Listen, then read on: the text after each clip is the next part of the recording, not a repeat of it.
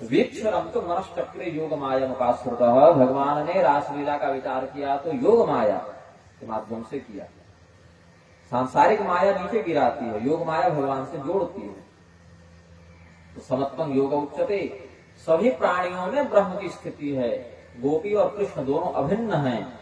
एदाश्च श्रुतयः सर्वा व्रजे गोप कुमारिका, इस ब्रज में जो गोप बालिकाएं हैं वे कौन हैं? वेद के मंत्र ही गोप बालिकाओं का स्वरूप धारण करके आए, यह शास्त्रोपदेश करते हैं। तो वेद के मंत्र शब्द ब्रह्म है और नारायण पर ब्रह्म है। वे ब्रह्मणे वेदितव्ये शब्द ब्रह्म परम तो यत् शब्द ब्रह्मणो ज्ञात्वा परम ब्रह्मादि गच्छति। ये कहा भाव। क्या कहते हैं?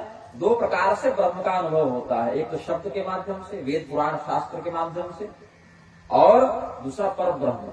तो शब्द ब्रह्म को जब व्यक्ति जानता है तब उसे पर ब्रह्म का ज्ञान होता है। तो शब्द ब्रह्म के अवतार हैं गोपियां और पर ब्रह्म के अवतार है भगवान नारायण। पर ब्रह्म स्वरूपी नारायण, शब्द ब्रह्म स्वरूपी गोपियां। तो दोनों हैं एक ही तत्व, लेकिन एक पुरुष के रूप में, एक प्रकृति के रूप में अपने आप को प्रत्यक्ष करते हैं। भगवान ने बड़ी सुंदर काम दीपक ध्वनि का प्रवर्तन किया है यहाँ पर बांसुरी के माध्यम से। भगवान की उस मधुर वंशी ध्वनि को केवल उन्हीं गोपियों ने सुना, बाकी उनके पति पुत्र भाई इत्यादि नहीं सुने। जो गोपियां भगवान को पति रूप में प्राप्त करना चाहती थीं, उन्होंने ही केवल सुना, सभी गोपियों ने नहीं। देखिए वहां तो बहुत सी गोपियां हैं, कोई माता लगती है, कोई मौसी लगती है, कोई चाची लगती है, कोई बुआ लगती है, हर प्रकार के रिश्ते हैं। लेकिन जिन गोपियों ने भगवान को पति के रूप में प्राप्त करने के लिए व्रत किया था, उन्होंने भगवान की इस मधुर वेणुनाद को सुना।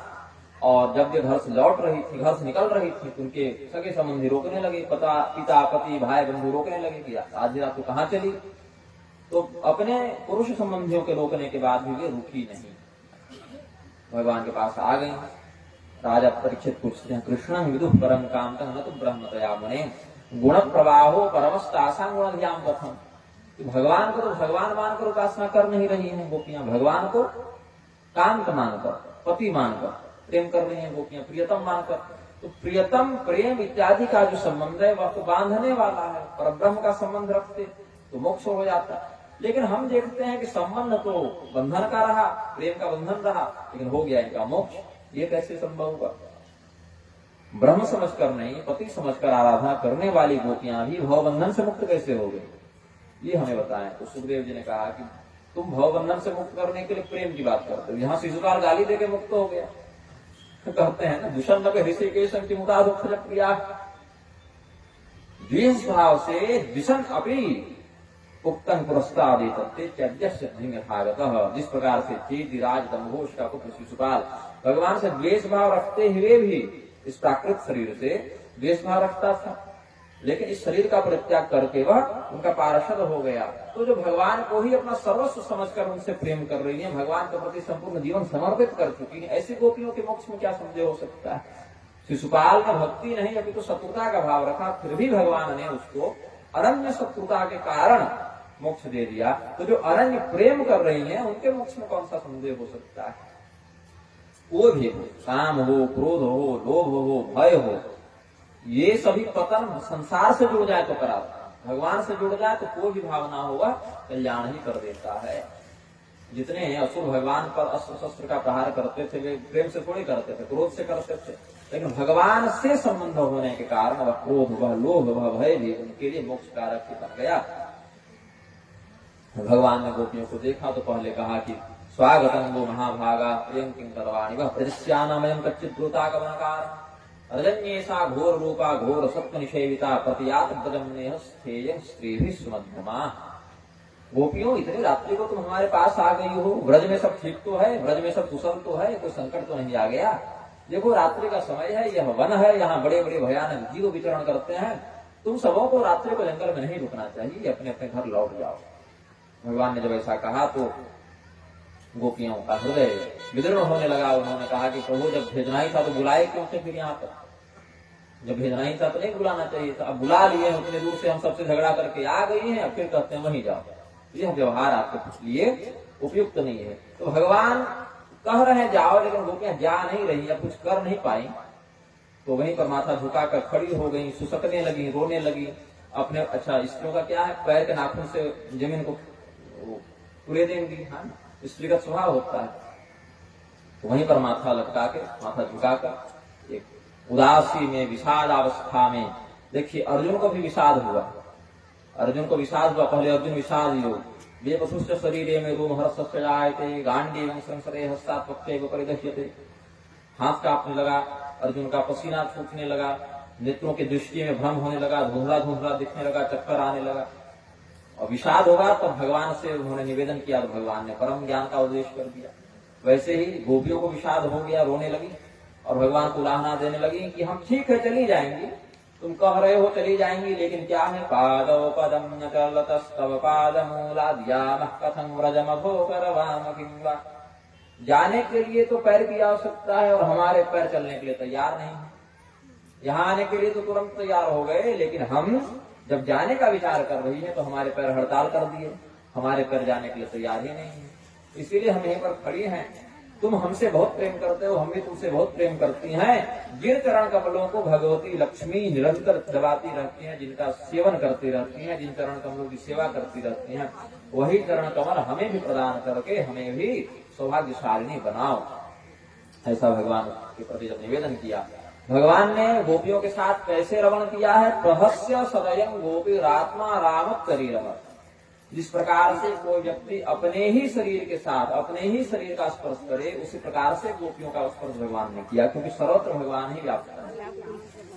तो जिस प्रकार का संबंध हमने बताया था, दूध और उसकी सफेदी का जो संबंध है, दूध से उसकी सफेदी शुभ्रता अलग नहीं है, कस्तूरी से उसका सुगंध भिन्न नहीं है, सूर्य से उसका प्रकाश भिन्न नहीं है, बर्फ से उसकी शीतलता भिन्न नहीं है, अग्नि से उसकी दाहिका शक्ति भिन्न नहीं है।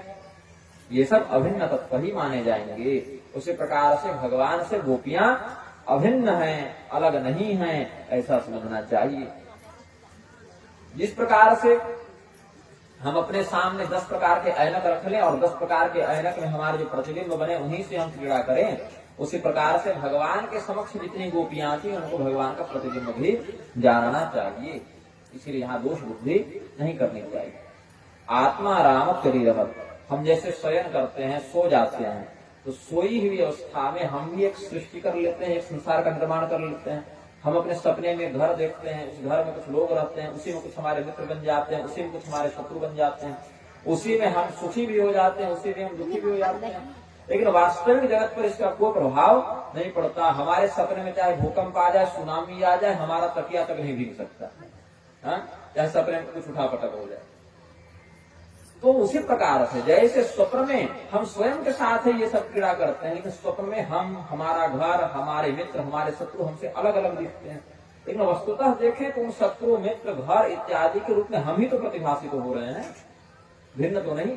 उसी प्रकार से बाहर से देखने पर भगवान और गोपियों में अंतर दिख सकता है, लेकिन जो तत्व को जानते हैं वे समझते हैं कि उनके रूप में भी भगवान ही प्रतिष्ठित हैं। अब भगवान जब उनके साथ क्रीड़ा करने लगे अलग अलग विधि से, तो गोपियों को जरा गर्व हो गया कि हम कितनी सौभाग्यवती हैं। आत्मानंद स्त्रीणाम मानन्यो बिल्कम भवी, संसार में जितनी स्त्रियां हैं उनसे हमारा सौभाग्य बहुत बढ़कर है।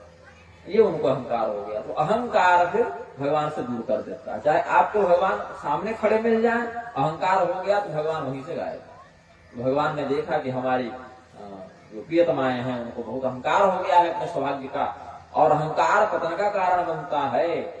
समर्पण के स्थान पर अहंकार हो जाए तो नीचे गिरा देता है। भगवान वहीं पर प्रशमाय प्रसादाय तत्रैवांतरधीयत, उनके अहंकार को दूर करने के लिए और उनके सत्य की वृद्धि करके प्रसन्न करने के निमित्त भगवान वहीं पर अंतर्धान हो गए। भगवान के अंतर्धान होने पर जैसे किसी झुंड में बहुत से हथनियां हों जो एक गजराज पर आश्रित हों और वह गजराज कहीं चला जाए तो ये अनाज के समान अनुभव करने लगती हैं, वैसे भगवान की विरह की ज्वाला में गोपियों का हृदय जब व्याकुल हो गया।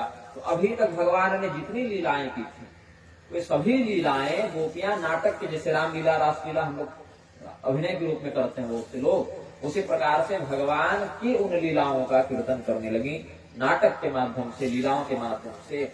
गत्यानुराग स्मित विभ्रमेक्षित मनोरमालाप विहार विभ्रमय आक्षिप्त चित्ता प्रमदारमापते स्ताल्ता विचेष्टा विगृहुस्तदात्मिका। भगवान ने जैसे जैसे लीलाएं की थी, जैसे पूतना के संहार की लीला की थी तो एक गोपी पूतना बन गई, कृष्ण बन गए। भगवान ने गोवर्धन धारण की लीला की थी तो बड़ी सी ओढ़नी को ऊपर करके हाथ उठाकर कहा कि सभी गोप मेरे हम गोवर्धन के नीचे आ जाए। अघासुर का भगवान ने वध किया, भगवान ने बकासुर का उद्धार किया, धेनुकासुर का। तो जितने भी राक्षसों का भगवान ने वध किया, जितने भी लीलाएं भगवान ने की, अर्जुन इत्यादि का उद्धार किया, उनको लीला के माध्यम से, अभिनय के माध्यम से गोपियां अपनाने लगी। अब लीला करते करते थक गई तो बोले कहां पर खोजे इनको। वृंदावन में जितने भी लता पत्र आदि थे उनसे भगवान का पता पूछने लगी। एवं कृष्णं कृच्छमाना वृंदावन लतास्तरू विचक्षत वनोद्देश्य पदानि परमात्मा। भगवान के चरण चिन्ह एक स्थान पर उन्हें दिखाई पड़े तो आगे बढ़ने लगे। बोले आगे नहीं बढ़ रहे हैं ये चरण चिन्ह, अकेले नहीं गए हैं, इनके साथ कोई और भी है। भगवती राधिका जी का संकेत यहाँ पर सुखदेव जी ने किया। राधिका भगवती का बहुत खुलकर नाम सुखदेव जी ने नहीं लिया है, क्योंकि आचार्यों ने कहा इसका रहस्य ग्रंथों में श्री राधा नाम मात्रेण मूर्छा साणमाशिकी भवे अतनोच्चार स्पष्टम परीक्षित ने।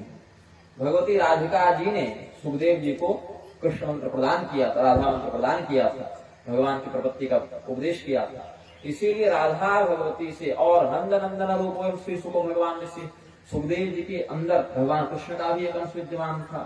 तो प्रेमातिरेक से, स्नेहातिरेक से अप्रवृत्त चित्त हो जाने के कारण परम वीतराग सुखदेव जी जो परमहंस हैं, वे भी राधा ऐसे एक बार कहते थे और 6 महीने के लिए समाधि में चले जाते थे। इतना स्नेह, इतना प्रेम, इतना भाव, इतनी भक्ति उनके हृदय में जग जाती थी। और अगर सुखदेव जी ही एक बार राधा बोल गए और 6 महीने के लिए सो गए तो परीक्षित तो 7वें दिन निपट जाएंगे, तो इनका उद्धार कैसे होगा। तो अगर सुखदेव जी यहाँ राधा भगवती का स्पष्ट राधिका राधा ऐसे नाम ले लेते, ये 2 अक्षर ले लेते, तो वहीं पर 6 महीना के लिए फिर समाधि लग जाती और परीक्षित जी का फिर हित नहीं हो पाता। इसे परीक्षित हित मुनि, परीक्षित के हित का विचार करते हुए अतनोच्चार स्पष्टं, स्पष्ट रूप से उच्चारण राधा इस शब्द का नहीं किया। कोई गोपी इस प्रकार से, कोई गोपी, कोई गोपनायिका ऐसे करते हुए संकेत कर दिया। और इसमें भी क्या समस्या है, तो क्या माने कि राधा जी है ही नहीं भागवत में? बोला नहीं, ऐसा नहीं। यथा प्रियंग पत्रेषु गूढ़ मारुण्य मिष्यति तथा भागवते शास्त्रे श्री राधा तत्सदृशम, ये कहा समाधान। मेहंदी का जो पत्ता है बाहर से देखने से हरा लगता है, मेहंदी को पीसो तो फिर भी हरा ही लगता है, लेकिन जब उसका प्रयोग करोगे तो कुछ काल में उसकी लालिमा स्पष्ट होगी। बाहर से देखकर लालिमा नहीं दिखती, हरा ही दिखेगा, प्रयोग करने पर उसकी लालिमा प्रस्फुटित होती है। ऐसे बाहर से देखोगे तो भागवत में राधिका जी का नाम नहीं है, लेकिन जैसे उस हरे पत्ते के अंदर लालिमा छिपी होती है जो निरंतर प्रयोग करने पर प्रस्फुटित होती है, वैसे ही निरंतर भागवत शास्त्र का अध्ययन करने पर, आचार्य संगति करने पर, इसके रहस्य को जानने पर वह राधा तत्व भी प्रकट हो जाता है। तो यद्यपि परीक्षित के हित का विचार करते हुए सुखदेव जी ने राधा शब्द का स्पष्ट संदर्भ उल्लिखित नहीं किया, लेकिन जो भागवत शास्त्र के रहस्य को जानते हैं वे उस लालिमा को, राधिका युक्त लालिमा को, लालित्य को प्राप्त कर लेते हैं। यह रहस्य समझना चाहिए। अब आगे उन्हें भगवती राधिका का दर्शन हुआ। बोले ये तो अकेली बैठी है, भगवान के साथ 2 चरण चिन्ह थे, ये अकेली बैठी हुई है, ये भी रो रही है राधिका जी। बोले तुम्हारे साथ क्या हो गया बहन? उन्होंने कहा कि देखो, जब तुम्हारा परित्याग करके या तुम्हें अकेला छोड़कर भगवान हमारे साथ आ गए इधर, तो हमें और भी अधिक अहंकार हो गया कि सबसे अधिक प्रेम भगवान हम ही से करते हैं। तो प्रेमातिरेक में हमसे एक अपराध हो गया। हमने मजाक में कहा कि प्रभु बहुत थक गए हैं, चलते चलते अब चल नहीं पाएंगे, अब हमें अपने कंधे पर उठा कर ले चले। भगवान ने कहा अच्छा ठीक है, चढ़ जाओ कंधे पर। तो हमने कंधे पर चढ़ने के लिए जैसे प्रयास किया, पैर उठाया, वैसे भगवान अंतर्ध्यान हो गए, आराम से गिर गए नीचे। तो भगवान मुझे और भी अधिक अहंकार वाली जानकर स्वयं अंतर्ध्यान हो गए। तो अब देखिए, भगवान गोपियों को वहां अकेला छोड़कर राधिका जी के साथ आ गए थे, और भगवान राधिका जी से अलग नहीं हो सकते, भगवान छोड़कर जा नहीं सकते। तो भगवान के वियोग में जो गोपियां तड़प रही हैं, उन गोपियों का उद्धार कैसे हो, यह राधिका जी ने चिंतन किया। तो भगवान हमको छोड़कर उधर जाएंगे नहीं, और वो भगवान को अपने से ढूंढ नहीं पाएंगे, तो हम कुछ ऐसा प्रबंध करें कि गोपियों को हमारे माध्यम से भगवान की प्राप्ति हो जाए। तो राधिका जी ने मान का प्रदर्शन किया, मान लीला की, एक अभिमान का उन्होंने नाटक किया, और भगवान जब उनको छोड़ गए तब राधिका जी के नेतृत्व में गोपियों ने भगवान का गान करना, जो गोपिका गीत है, एक दो श्लोक। जयति तेधिकं जन्मना व्रज श्रयत इंदिरा शश्वदत्र हि दयित दृश्यतां दीक्षुतावकास्त्वयि धृतासवस्त्वां चिन्वते। जितने वैकुंठ इत्यादि लोक हैं उनमें भगवान की स्थिति है, इसीलिए वे श्रेष्ठ बताए गए हैं। लेकिन आज हे प्रियतम, हम समझती हैं कि वैकुंठ इत्यादि लोकों से भी अधिक श्रेष्ठ, अधिक महिमावान यह ब्रज हो गया है, क्योंकि भगवती लक्ष्मी ने भी वैकुंठ का परित्याग कर दिया तुम्हारे जाने के बाद। गोपियां भगवान के रहस्य को जान रही हैं, तभी तो कह रही हैं। वे तो भगवान को जानती थी, ये अंदर से कौन है, एक शब्द ब्रह्म है, एक पर ब्रह्म है, इसलिए जान रही है। सामान्य स्त्रियां रहती, सामान्य ये लड़का लड़की रहते तो ये रहस्य कोई नहीं जानता। लेकिन कहती क्या है, दयित दृश्यताम दीक्षुतावकाश वही धृता समस्ताम विचिन्वते। जिन गोपियों ने तुम्हारे चरण कमलों में अपना सर्वस्व समर्पित कर दिया है, वे तुम्हें न देख पाने के कारण कष्ट पा रही हैं, तुम्हें खोज रही हैं। आज इस व्रज की जो शोभा है वह वैकुंठ आदि से भी विशिष्ट हो गई है, क्योंकि तुम तो वैकुंठ छोड़कर यहाँ पहुंच ही गए हो। अकेले लक्ष्मी जी का मन भी नहीं लग रहा था, इसलिए वे भी यहाँ पर उपस्थित हो गए हैं। किया है और इस चीज में गोपिका गीत है। मैं संपूर्ण गोपिका गीत पर तो नहीं कहूंगा, क्योंकि बहुत विस्तृत और गूढ़ विषय गोपिका गीत पर कहना। एक गोपिका गीत पर एक महीना भी कहा जा सकता है, तो एक दो श्लोक आप श्रवण कर लें, श्रवण का ही लाभ समझें। क्योंकि गोपिका गीत पर स्वामी करपात्री जी ने 2-2 महीने 4-4 महीने कहे, तो हम लोग उतने बड़े ज्ञानी नहीं, फिर भी 10-12 दिन तो कह ही डालेंगे, कुछ भी नहीं कहेंगे। तो गोपिका गीत पर प्रथम श्लोक जो उसका है, 1-2 श्लोक 3 श्लोक पर हम आप उनका श्रवण करें। श्रवण का भी बहुत बड़ा लाभ है। जयति तेधिकं जन्मना व्रज जयति तेधिकं जन्मना व्रज श्रयत इंदिरा शश्वदत्र हि। एक ये रास पंचाध्यायी है, इसको भागवत का हृदय कहते हैं। एक दीपक भगवान के निमित्त जला देंगे आप।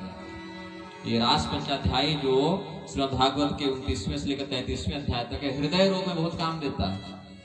ये तो इसका भौतिक लाभ है। किसी को हृदय रोग हो तो रास पंचाध्याय का पाठ करे, सुन ले। 10वें स्कंद के 29वें से लेकर 33वें अध्याय तक है। और उसमें भी जो 31वां जो बीच का जो 5 अध्याय में से जो तीसरा अध्याय बीच वाला गोपिका गीत विशेष करके लाभ देता है। ये साक्षात वेद ही समझना चाहिए। गोपिका गीत को तो मैं, चूंकि वेद की वाणी मंत्रों ने गोपी का रूप धारण करके भगवान की स्तुति की है, तो मैं तो समझता हूँ कि साक्षात वेद स्वरूप ही हैं। जो लोग वेद नहीं पढ़ सकते या पढ़ने का अधिकारी नहीं है या ज्ञान नहीं है, वे गोपिका गीत को भी ढंग से समझ लें तो उन्हें भी वेद ज्ञान की संसिद्धि संभव है। जयति तेधिकं जन्मना व्रज श्रयत इंदिरा शश्वदत्र हि। 10 मात्रा बजेगा क्या? झप ताल पर है, पता नहीं, अब देख लीजिएगा। जयति तेधिकं जन्मना व्रज श्रयत इंदिरा शश्वदत्र हि दयित दृश्यतां दीक्षुतावकास्त्वयि धृतासवास्त्वां विचिन्वते शरदुदासये बाहुजातसत् सरसिजोदर श्रीमुषादृशा सुरतनाथ ते शुल्कदासिका वरदनिघ्नतो नेह किंवदन् विसजलाप्ययाज्ञालराक्षसाद्वर्षमारुताद्वैद्युतानलाद्विषमयात्मजाद्विश्वतो भया वृषभते वयं रक्षितामुः न खलु गोपिका नन्दनो भवान् नखिलदेहि नामन्तरात्मदिग्विखन सार्थिको विश्वगुप्तये सख उदेवान् सात्वताङ्कुले विखन सार्थिको विश्वगुप्तये सख उदेवान् सात्वताङ्कुले। ये 16 मात्रा बजाती है क्या? बढ़िया बजाए। बैठ जाइए। प्रेम से बोले आनंद भगवान की।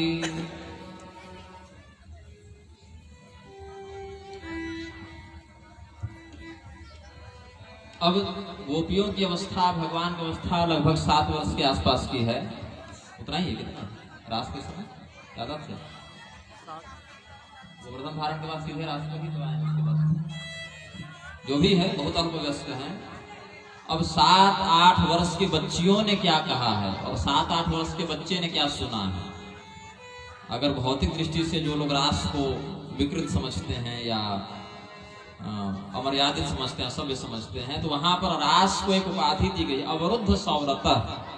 सामान्य स्त्री पुरुष के संसर्ग से दोनों में काम का वर्धन होता है, लेकिन यहाँ पर कामदेव ने जब इस दृश्य को देखा है तो उसके चित्त में काम का प्रादुर्भाव हुआ है। भगवान या गोपियों के चित्त में काम का प्रादुर्भाव नहीं हुआ है। कामदेव ने जब इस दृश्य को देखा है तब उसके चित्त में काम का प्रादुर्भाव हुआ है। मतलब इसने विपरीत असर किया, विपरीत प्रभाव किया, उल्टा काम किया। सामान्य तौर पर कामदेव के प्रभाव से स्त्री पुरुष के चित्त में काम का असर होता है। यहाँ रास मंडल में ब्रह्म और माया के मध्य जो लीला हुई उसके कारण कामदेव के चित्त में मंथन हुआ है। और भगवान की उपाधि क्या, अवरुद्ध सौरता। कामदेव ने जब उन पर प्रहार करने का प्रयास किया तो भगवान ने उसको अवरुद्ध कर दिया, उसको नियंत्रित कर दिया और उसका प्रभाव स्वयं कामदेव पर उल्टा हुआ है। तो ये क्या कहती हैं गोपियां, न खलु गोपिका नंदनो भगवान। आप केवल गोपियों की संतान नहीं है, यशोदा नंदन नहीं है। इसी से सिद्ध होता है कि ये वेद की वाणियां हैं, क्योंकि भगवान तो चलिए असाधारण है, अलौकिक है, वो भगवान ही है, लेकिन गोपियां भी असाधारण ही हैं। क्योंकि 7-8 वर्ष की बच्ची ऐसा थोड़ी कहेगी। न खिलते ही नामंतरात्मदृक्। हम तो समझती हैं कि संपूर्ण देहधारियों के अंतर्गत आप ही स्थित हैं, आप ही विराजमान हैं। तो जो सभी प्राणियों के अंतर्गत स्थित ब्रह्म का दर्शन करे वह साधारण कन्या नहीं हो सकती है। क्योंकि पहले तो भगवान को पहचानना, और पहचानने के बाद प्रेम सब कर सकते हैं। भगवान सुंदर हैं, सुंदर हम भी उनसे प्रेम करेंगे, सुंदर से कोई भी प्रेम करेगा। सुंदरता के कारण भगवान से प्रेम नहीं है ना, केवल बाहरी सुंदरता जो शारीरिक सुंदरता है उसके कारण प्रेम नहीं है, तात्विक प्रेम है। अखिल देहिनाम अंतरात्मदृक्। देह के अंदर की बात है, देह की बात नहीं है। देह के अंदर जो आत्मा है उसकी बात है। सभी शरीरधारियों के हृदय में रहने वाले तुम अंतर्यामी हो। और सभी देहधारियों के हृदय में कौन रहता है? ईश्वर सर्वभूतानां हृदय अर्जुन तिष्ठति। हे अर्जुन, सभी प्राणियों के हृदय में ईश्वर रहते हैं। ईश्वर कौन है? क्लेश कर्म विपाका शैरपरामृष्टः पुरुष विशेषः ईश्वरः। जो क्लेश और कर्म विपाक से परे हो वह ईश्वर है। एक ही श्लोक पर कितना लंबा कहा जा सकता है, इसीलिए मैं संपूर्ण पर नहीं कहूंगा। एक श्लोक अभी दिख गया सामने तो उस पर कह दिया। चौथे श्लोक को सुन लीजिए। न खलु गोपिका नंदनो भवान। और मैं जब प्रवचन करता हूं तो पहले बैठकर सोचता नहीं कि क्या कहूंगा, जो मुख से निकलता है वो ग्रहण कर लीजिए, क्योंकि ये फिर दूसरी जगह सुनने को शायद ना मिले, क्योंकि कोर्स तो पढ़ा हुआ नहीं है। रटा हुआ विषय रहे तो एक ही बात को एक ही शैली में 10 जगह बोलेंगे। लेकिन मैंने जो कहा, उन्होंने 150 मंचों पर प्रवचन किया है, तो मुझे खुद याद नहीं कि क्या किया है, क्योंकि सोच कर या विचार कर नहीं कहा, याद करके रट कर नहीं कहा। जो भाव आया सो कह दिया। अच्युत का भाव यज्ञ पत्नी प्रसंग में आया सो कह दिया। अब यहाँ कुछ भाव बन रहा है उसका श्रवण करें। इससे हम लोगों के ज्ञान की भी वृद्धि होती है, नित्य नवीन भाव की संरचना होती है। अब आपको एक भाव सुनकर आनंद आता है, हम लोग में 150 भाव आएंगे तो हम लोग कितने मजे में रहते होंगे। ये कृपा है भगवान की। अखिल देहिनाम अंतरात्मदृक्। सिर्फ इसी शब्द पर मैं आऊंगा, इसी पंक्ति पर आऊंगा। सभी देहधारियों के अंतरात्मा में आप स्थित हैं। देह के कितने प्रकार हैं? 4 प्रकार हैं। उत्पत्ति भेद से देह के 4 प्रकार हैं, और स्थिति भेद से देह के 3 प्रकार हैं, और संहार भेद से देह के 2 प्रकार हैं। सिर्फ मैं अखिल देहनाम अंतरात्मदृक् पर बोल रहा हूँ। अब इस बात को शर्मा जी 10 दिन तक खींचेंगे, हमको सुधारने बात कहेंगे कि आपके 5 मिनट को मैं 10 दिन खींचूंगा। आप भी सुन लीजिए। सभी देहधारियों के अंतरात्मा में, हृदय में आप स्थित हैं। गोपियों की केवल इस पंक्ति को तत्वदृष्टा कैसे देखिएगा? आपकी दृष्टि और मेरी दृष्टि में क्या अंतर है? आप लोग जब ग्रंथ पढ़ेंगे तो केवल पढ़ेंगे, और हम लोग गुरु कृपा से जब पढ़ेंगे तो उस पर एक एक लाइन पर एक एक दिन, दो दो दिन, चार चार दिन चिंतन करेंगे, क्योंकि वेदव्यास जी ने लिखा है, गोपियों ने कहा है, तो उसके एक एक अक्षर में कुछ ऐसी बात छिपी हो सकती है जिसको देखने के लिए परिश्रम करना पड़ेगा। यदि बिना परिश्रम के मिल जाए तो फिर वह ज्ञान प्रभावी नहीं होता। ठीक है, यदि बिना परिश्रम मिल जाए। प्रशांत मिश्र जी एक मेरे बहुत ही सुहृद हैं, पूरी शंकराचार्य जी के अभिन्न शिष्य हैं। उन्होंने कहा कि आप पेड़ के नीचे बैठ कर कहिएगा कोई नहीं सुनेगा, लेकिन खर्चा कीजिएगा तो सब सुनेंगे। वही बात है, बिना परिश्रम के कुछ प्राप्त हो तो लोग नहीं समझते हैं। पेड़ के नीचे तो ऋषि महर्षि भी कहे कौन सुनने गया, तो प्रबंध बनाना पड़ता है। सांसारिक प्रबंध न करो तो सुने कौन हम लोगों की। तो संपूर्ण देहधारियों के हृदय में यह स्थित है कौन? आप। ये कौन कह रही हैं? 6, 7, 8, 10 वर्ष की गोपियां कह रही हैं।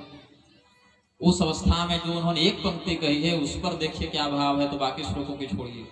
देह के सृष्टि भेद से 4 प्रकार होते हैं, स्थिति भेद से 3 प्रकार होते हैं, और संहार भेद से 2 प्रकार होते हैं।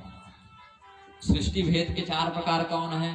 पिंडज, जैसे हम लोग जो शरीर के साथ है उत्पन्न हुए स्तनधारी जीव, मनुष्य, गाय, हाथी इत्यादि पिंडज हुए। उत्पत्ति भेद से जो 4 प्रकार हैं उसमें पहला प्रकार है पिंडज, दूसरा प्रकार है अंडज, जो अंडे से उत्पन्न हुए। मछली, अच्छा मछली में भी व्हेल मछली, तिमिंगल मछली पिंडज है, वो अंडा नहीं देते, वो सीधे बच्चे ही देते, स्तनधारी जीव है।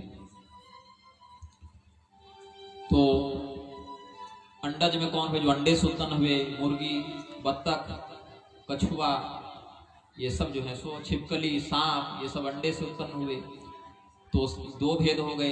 तीसरे हो गए स्वेदज, छोटे छोटे बैक्टीरिया, लीक, चीलहर, ये सब जो ढीला है क्या कहते हैं, ये सब जो खटमल, ये सब जो हुए उत्पन्न, जू, स्वेदज। और उद्भिज, जो धरती को फोड़कर उत्पन्न हुए, जैसे कि वनस्पति इत्यादि, औषधि इत्यादि, अन्न, जो खेती किसानी की है, वो जो धरती को फोड़कर जो उत्पन्न हुए वो। तो सृष्टि भेद से देख के हमने कितने प्रकार बताए? 4 प्रकार बताए। पिंडज, अंडज, स्वेदज और उद्भिज, जो शरीर के साथ ही उत्पन्न हो, अंडे से उत्पन्न हो, पसीने गंदगी से उत्पन्न हो, और धरती को फोड़कर उत्पन्न हो। ये 4 भेद हो गए। इसके बाद क्या है? स्थिति भेद से 3 प्रकार होते हैं, भौतिक शरीर, सूक्ष्म शरीर और कारण शरीर। भौतिक शरीर जो हम सबों को प्राप्त है, सूक्ष्म शरीर वह जो इसके अंदर स्थित है और जिसका आश्रय लेकर स्वर्ग या नरक इत्यादि के सुख और दुख का उपभोग किया जाता है, वह सूक्ष्म शरीर है। और स्वर्ग इत्यादि, नरक इत्यादि लोकों से परे जो योगियों का दिव्य शरीर होता है, जो ब्रह्मलोक इत्यादि में आवागमन करने में सक्षम है, वह कारण शरीर है। भौतिक शरीर को चलाने के लिए 2 ऊर्जा कोश हैं शरीर में, जो दिखते नहीं हैं, केवल ऊर्जा का कोश है, ट्रांसफार्मर होता है, शरीर में भी लगे हुए हैं। इस शरीर को 2 कोश चलाते हैं, प्राणमय कोश और अन्नमय कोश। मतलब इस शरीर को चलाने के लिए आपको अन्न की आवश्यकता है और श्वास की आवश्यकता है। सूक्ष्म शरीर को अन्न और वायु की आवश्यकता नहीं है, वो मनोमय कोश और विज्ञानमय कोश से संचालित होता है। वहां विज्ञान शब्द आया, वो विज्ञान से चलता है और मन की शक्ति से चलता है। उसके लिए अन्न और वायु की आवश्यकता नहीं है, श्वास लेने की आवश्यकता नहीं है, भोजन करने की आवश्यकता नहीं है। और कारण शरीर के लिए विज्ञान से भी परे जो आनंद है, आनंदाध्येव खल्विमानि भूतानि जायन्ते, आनंद से ही संपूर्ण संसार की रचना होती है। आनंदेन जातानि जीवन्ति, आनंद से ही समूह की स्थिति रहती है। प्रत्युषंति च, आनंद से ही समूह का संहार भी हो जाता है। तो आनंदमय कोश जो है, जिसका अनुभव इस भौतिक शरीर से या सूक्ष्म शरीर से संभव नहीं है, वह कारण शरीर को संचालित करता है। तो स्थिति भेद से हमने देह के 3 प्रकार बताए, भौतिक शरीर, सूक्ष्म शरीर और कारण शरीर। और संहार भेद से देह के 2 प्रकार हैं, मरण धर्मा और अविनाशी। मतलब ये मर सकता है और ये नहीं मर सकता है। तो मरण धर्मा शरीर में ब्रह्मा जी तक का शरीर आ जाता है, जो किसी न किसी नष्टे लोके त्रिपरार्धावसाने महाभूते स्वादिभूतंगतेषु व्यक्ते व्यक्तं काल वेगे नयाते भवाने कः शिष्यते शेषु संज्ञः। भगवती देव जी स्तुति करती हैं कि द्विपरार्धावसाने नष्टे लोके, जब द्विपरार्ध का 72,000 कल्पों का ब्रह्म परिमाण से ब्रह्मा जी के 100 वर्ष व्यतीत होंगे, तब जब ब्रह्मा जी का भी देहावसान हो जाएगा, मतलब ब्रह्मा जी भी मरते हैं, चाहे 72,000 कल्पों के बाद ही मरे, किंतु ब्रह्मदेव का भी मरण होता है।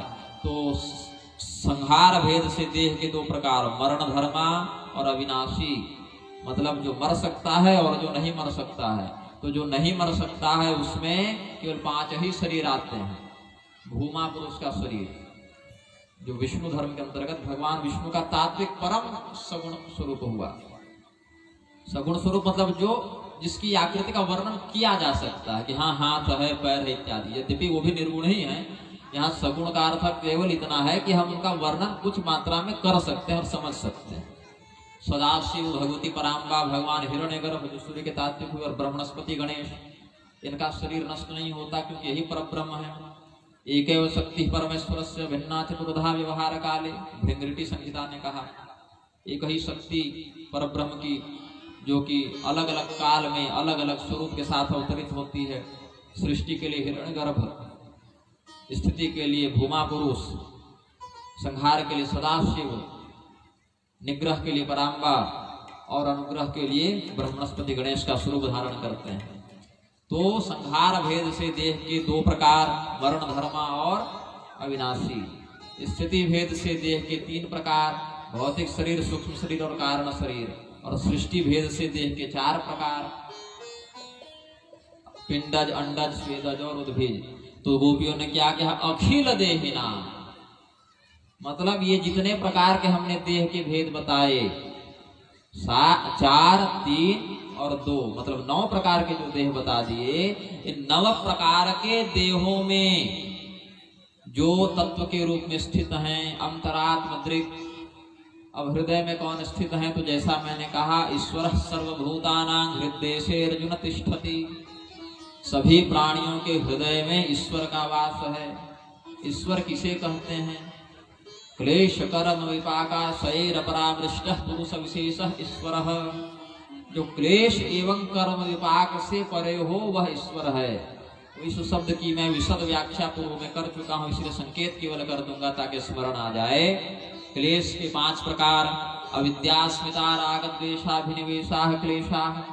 अविद्या, अस्मिता, राग, द्वेष और अभिनिवेश को क्लेश कहते हैं। इसमें अविद्या क्या है, मैं ब्रह्म नहीं मैं शरीर हूँ, इस बात का भ्रम हो जाना ही अविद्या है। यह मैं करता हूँ, यह मेरे द्वारा किया जाता है, मैं इसके फल का उपभोग करता हूँ, इस बात का भ्रम हो जाना ही अस्मिता है। इस कर्म से मुझे सुख होता है, यह मुझे सुख पहुंचाएगा, इसके प्रति मुझे प्रेम करना चाहिए, इसका भ्रम हो जाना ही राग है। सुखानुसई राग, दुखानुसई द्वेष। इस तत्व से मुझे घृणा करनी चाहिए, इस तत्व से मुझे कष्ट होता है, इस तत्व से मेरी शत्रुता है, ऐसा भ्रम हो जाना ही द्वेष है। और स्वरसवाह विदुषो तथा विरूढ़ो अभिनिवेश। अभिनिवेश नाम का जो 5वां क्लेश है वह मृत्यु का भय है, कि मैं मर जाऊंगा तो ये परिजनों का क्या होगा, मुझे दर्द होगा, मुझे समस्या होगी, अभिनिवेश नाम का क्लेश है। तो अविद्या, अस्मिता, राग, द्वेषाभिनिवेशा क्लेशा। अविद्या, अस्मिता, राग, द्वेष और अभिनिवेश, इन 5 प्रकार के क्लेशों से जो परे है वह ईश्वर है। फिर कहा कि कर्म विपाकैर अपर और अमृष्ट है। पाप पुण्य मिश्रित और पाप पुण्य रहित, ये कर्म के 4 प्रकार हुए। फिर कर्म के 3 प्रकार और होते हैं, क्रियमाण, संचित और प्रारब्ध। जैसे देह के 4, 3 और 2 प्रकार हमने बताए, तो देह के द्वारा कर्म किया जाएगा वो भी 4, 3 और 2 प्रकार का होता है। पाप पुण्य रहित और पाप पुण्य मिश्रित, ये 4 कर्म हुए। 3 भेद में जाएंगे तो संचित, प्रारब्ध और क्रियमाण। जो हम कर रहे हैं वह क्रियमाण कर्म है, मैं कह रहा हूं आप सुन रहे हैं, समझ कुछ नहीं रहे हैं, ये क्रियमाण कर्म है। और जब यही कर्म प्रारब्ध जब जमा हो जाएगा तो संचित कहलाएगा, और जब उसी संचित कर्म का फल भोगने लगेंगे तो प्रारब्ध कहलाएगा। और दो भेद में निष्काम और सकाम कर्म आते हैं। एक कर्म जिसके फल की प्राप्ति की आप आशा करते हैं, एक कर्म जिसके प्राप्ति की आप आशा नहीं करते हैं। तो इस प्रकार से कर्म विपाक, कर्म के भी इन 9 प्रकारों से जो अपर है, भिन्न है और अमृष्ट है, मतलब उनके अधीन नहीं होता, उनके द्वारा प्रताड़ित नहीं होता, वह ईश्वर है। तो अखिल देहिना मंत्रात्म की से पंक्ति को इतने भावों से समझा जा सकता है। एक बार पुनः इस दिव्य श्लोक का स्मरण करें, ये रिकॉर्डिंग रख लीजिएगा। न खलु गोपिका नंदनो भवान, नखिल देहिनामंतरात्मद्रे, विखन सार्थितो विश्वगुप्तये, सख उदेयवान सात्वतांकुले। विखन सार्थितो, विखनस कहते हैं ब्रह्मा को। भगवान के नाखून से एक अवतार हुआ था ब्रह्मा जी का, जिसको विखना कहते हैं। ब्रह्मात विखना मुनि ही, ब्रह्मा जी ही विखना नाम से मुनि का अवतार ग्रहण करते हैं। और उन्होंने वैखानस ग्रंथों की रचना की है, वैखानस संहिताओं की रचना की है। उस वैखानस संहिता में सैकड़ों ग्रंथ हैं। भगवान की जो तांत्रिक पूजा होती है नारायण की, उसके 2 प्रधान भेद हैं, पांचरात्र मत और वैखानस मत। पांचरात्र मत और वैखानस मत। एक मत से श्रीरंगम में पूजा होती है, एक मत से तिरुपति में पूजा होती है, बालाजी जो है। तो तिरुपति में जो पूजा होती है, जहां तक मुझे याद है, यदि मैं गलत नहीं हूं, तो वैखानस मत से तिरुपति में होती है और पांचरात्र मत से श्रीरंगम में होती है। तो वैखानस मत को मानने वाले रामानंद संप्रदाय में श्री रामानंदाचार्य जी हुए वैष्णव धर्म में, और रामानुजाचार्य जी पांचरात्र मत को मानने वाले हुए, और शंकराचार्य जी दोनों को नहीं मानते हैं, वो सिर्फ वैदिक मत पर चलते हैं। उनके तांत्रिक मत में बात कुछ और है। तो वैदिक, तांत्रिक और मिश्रित, ये 3 प्रकार के भगवान की पूजा होती है।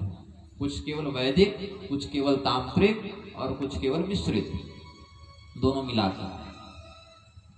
तो शंकराचार्य जी की पूजा वैदिक प्रधान होती है उनके मत में, रामानुजाचार्य जी के मत में और रामानंदाचार्य जी के मत में तांत्रिक पूजा का विशेष महत्व है, और मध्वाचार्य जी और निम्बारकाचार्य जी, वल्लभाचार्य जी इत्यादि के मत में मिश्रित विधान है।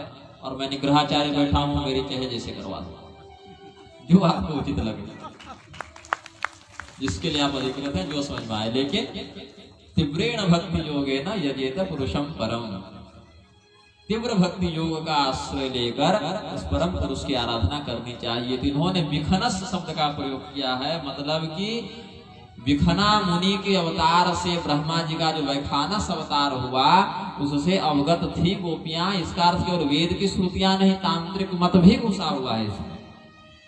केवल वेद की श्रुतियों की बात नहीं, तांत्रिक मत भी घुसा हुआ है। और विश्व गुप्त, आपके अवतार का उद्देश्य विश्व की रक्षा करना है। तो महारास पर अगर प्रवचन किया जाए तो वो कोई नृत्य या कोई अश्लील क्रिया नहीं थी, उसको समझना भी कठिन है और समझाना भी कठिन है। तो केवल एक श्लोक पर जब इतने भाव उत्पन्न हो सकते हैं, 1-2 पंक्ति पर, तो 5-5 अध्याय पर, सैकड़ों श्लोकों पर कितने भाव व्यक्त होंगे। इसीलिए कहा कि गुरु के मुख से श्रवण करे, अपने से कोई किताब खरीद कर पढ़ ले, सीरियल इत्यादि में रास का प्रसंग देख ले तो भ्रमित हो सकता है। एक एक अक्षर पर, एक एक शब्द पर चिंतन करे। चिंतन न समझ में आए तो गुरु से पूछ ले, और दोनों से समझ में न आए तो प्रतीक्षा करे अपने प्रौढ़ होने की, अपने समझ को विकसित करने की प्रतीक्षा करे। भगवान जब कृपा करते हैं तो स्वयं इन रहस्यों को हृदय में प्रकाशित कर देते हैं। वो पढ़ना नहीं पड़ता, वो स्वयं भगवान अंदर में, ज्ञान सबके अंदर है। लेकिन जैसे गर्भ ढका हुआ रहता है जेर से, दर्पण ढका हुआ रहता है, यथोल बेणावृतो गर्भस् तथा तेने दमावृतन, ज्ञान ढका हुआ रहता है। जैसे दर्प, हम आपको ज्ञान दे नहीं रहे हैं, ज्ञान आपके पास है, उस ऐनक पर जमे धूल को केवल साफ कर रहे हैं। जो पहले से आपके पास है, बस उसके बाहर के धूल के, गंदगी के भी 3 प्रकार होते हैं, मल, विक्षेप और आवरण।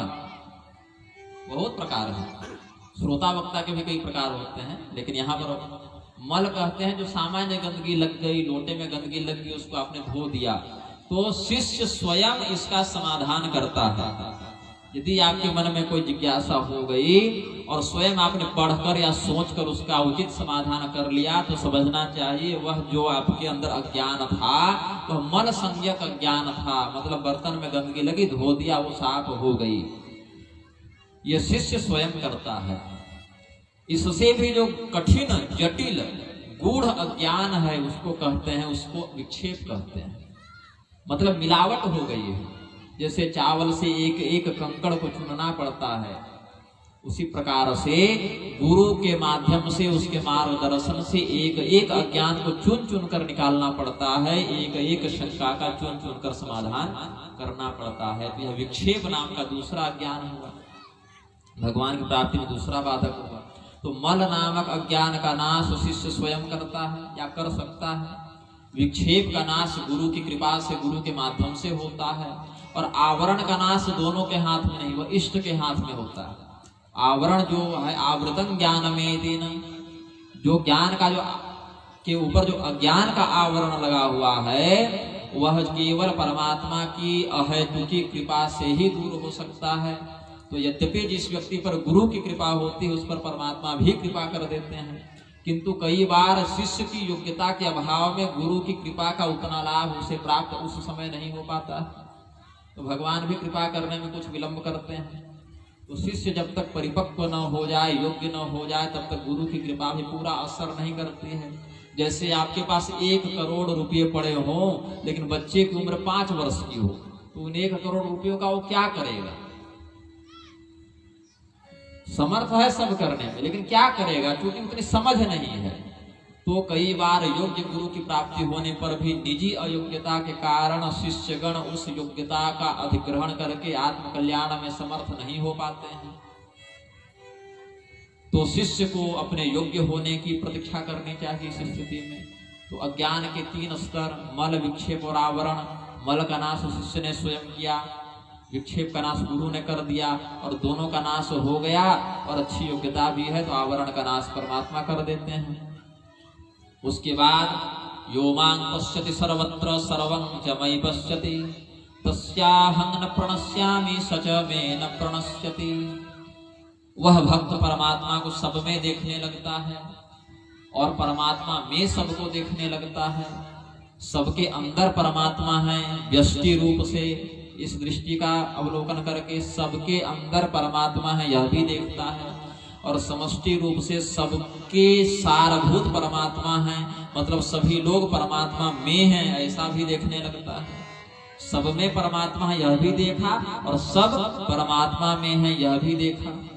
तो ऐसे ब्रह्मज्ञानी के लिए जिसके मल, विक्षेप और आवरण तीनों का नाश हो चुका है, ऐसे ब्रह्मज्ञानी के लिए भगवान कभी अंतर्हित नहीं होते, कभी अंतर्ध्यान नहीं होते, निरंतर वह भगवान के साथ जुड़ा हुआ रहता है। और ऐसे व्यक्ति का दर्शन करना भी मानो भगवान के दर्शन करने के ही समान है। तो गोपियों ने कहा कि ब्रह्मा जी की प्रार्थना पर सभी प्राणियों के देह में, हृदय में आप जो स्थित हैं, तो आप हमारे यदुवंश में अवतीर्ण हुए हैं, विश्व की रक्षा के लिए आपको हम प्रणाम करते हैं। न खलु गोपिका नंदनो भवा नखिल देहि नामंतरात्म दृक् विखन सार्थितो विश्वगुप्तये सखौ देवान् सात्वतांकुले सखौ देवान् सात्वतांकुले। प्रेम से बोलिए आनंद।